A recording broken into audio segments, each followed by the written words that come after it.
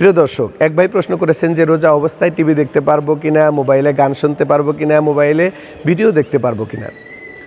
প্রিয় দর্শক, আপনাদের জ্ঞাতার্থে জানাচ্ছি যে যে সকল জিনিস রোজার বাহিরে দেখা বৈধ, মোবাইলে হোক টিভিতে হোক, সেগুলো রোজার ভিতরে রোজা রেখে দেখাও বৈধ।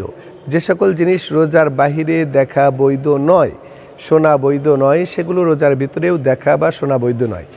তাছাড়া আল্লাহ রাসূল সাল্লাল্লাহু আলাইহি সাল্লাম ইরশাদ করেছেন যে মাল্লাম ইয়াদা কওলা যুর ওয়াল আমালা বিহি ফালাইসা লিল্লাহি হাজাতুন আইয়াদা তাআমাহু ওয়া শারাবাহু।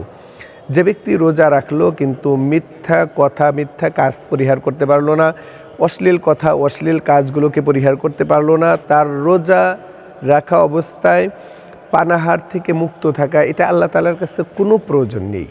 সুতরাং যদি আমরা রোজা রেখে যে সকল জিনিস দেখা আমাদের জন্য অবৈধ রোজার বাহিরে, সেগুলো দেখে যদি আমার রোজাকে নষ্ট করে দিই, তাহলে এই রোজা আমার জন্য কোনো কাজে লাগবে না।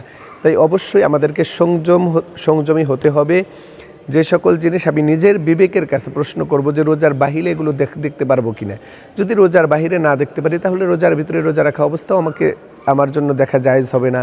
আর যদি রোজার বাহিরে আমার জন্য এটা বৈধ হয়, তাহলে রোজা রাখা অবস্থায় দেখলে আপনার জন্য কোনো সমস্যা হবে না ইনশাআল্লাহ।